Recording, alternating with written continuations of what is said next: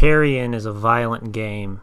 Even through its 16-bit graphics, you can feel the violence in the movement, the noise, and the shake of the monster that you inhabit. As you slither through the levels, you grow in power and in size, and you feel more and more unstoppable as you go. Carrion allows you to walk in the shoes, or the weird tentacle arm things, of a sci-fi monster. It draws clear comparisons to John Carpenter's The Thing, with a little bit of blobbiness thrown in for good measure. It's a mass of flesh that consumes human flesh and turns into an even bigger blob.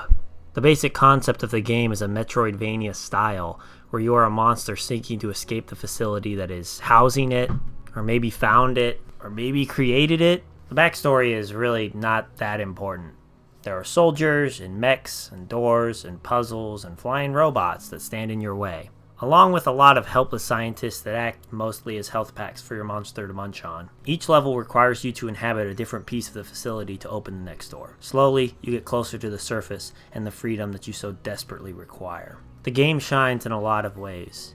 The controls and the movement are really tight. The game uses the two thumbsticks to move and to attack, and allows a lot of creativity in the movement and how you take on the enemy. More than that, it all feels incredibly fluid. The monster that you play is this amorphous blob that can stretch and change to fit into tight spaces, and somehow the controls make you feel that through the thumbsticks.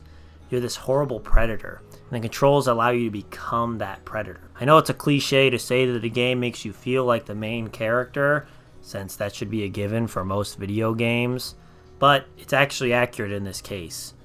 You also get to approach each enemy and situation as you want to in many different ways. Some encounters are vaguely scripted in terms of how to best approach them, and those moments are some of the weakest in the game. When the game truly shows off is when the game gives you these horrendous tools to use and simply lets you run wild through this facility using them as you want. However, the game is a Metroidvania, which means there's a lot of wandering around, backtracking, puzzles to open a door that you need to find, and various other annoying traits that seem to be part of every single game like this. I don't get how people look past these things in this genre. What makes it worse than Carrion is the lack of a map or fast travel or anything like that. Luckily, the game is primarily linear, so that does help. But I don't think I've ever actually sat down and played through an entire Metroidvania and not had to just look up a guide to figure out where to go or what to do or what exactly I'm looking for. That's really fucking annoying. I don't think I suck at video games. I think that sometimes designers of games like this expect gamers to have this incredible knowledge of a 2D space, like an ongoing map in their head, and that's hard for me. It's also annoying because you end up backtracking for huge chunks of the game, and that's not very fun either. It was a little annoying in this case, but not enough for me actually to turn off the game. And additionally, I have that problem with pretty much every Metroidvania that I've ever played, like Hollow Knight, or Ori and the Blind Forest, or whatever the fuck it's called. It's probably just a me thing. Luckily, there are enough good things about this game to outshine the negatives.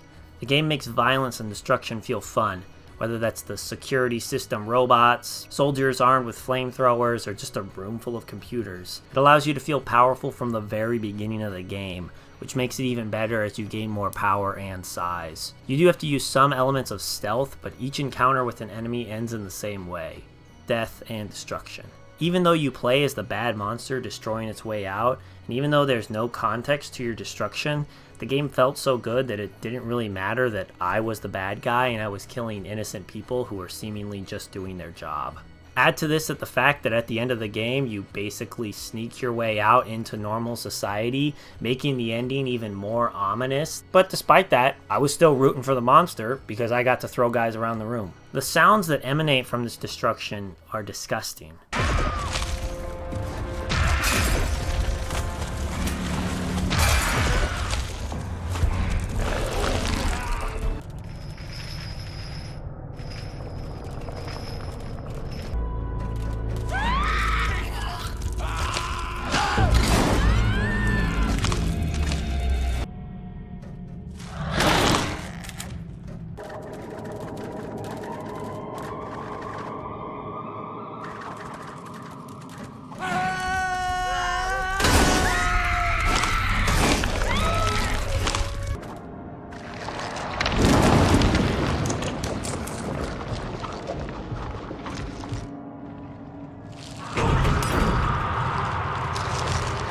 The monster you play as is squishy and wet, and yet groans. You hear the noise of breaking bones and the yells of people as you throw them around the room and as you consume them. It sounds realistic and yet still sci-fi.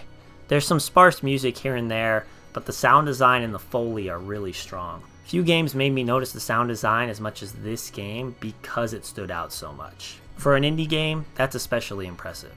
The simple fact is this: the basic concept and genre of this game did not sound great to me, but when I actually picked it up and played it, I was hooked immediately. There's something about the whole package of the game that drew me in and made me keep on playing. It had layers of violence, fantastic movement, killer sound design, and great style, which are the key pieces of the game that stand out and made this game a must-play experience. Even more so because it was available day one for Xbox Game Pass. I promise I'm not some corporate shill, but Microsoft, if you want to give me money, please, I will gladly take it.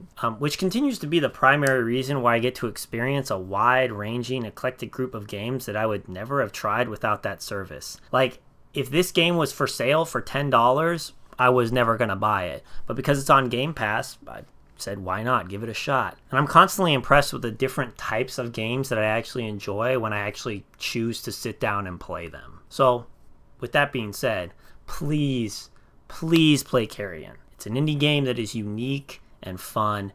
It's not a huge time commitment, but it is worth all the time that you will give to it. There's basically no replay value, but with a game like this, that doesn't really matter. The one experience is enough to leave a lasting impression. So that's all I gotta say. Bye.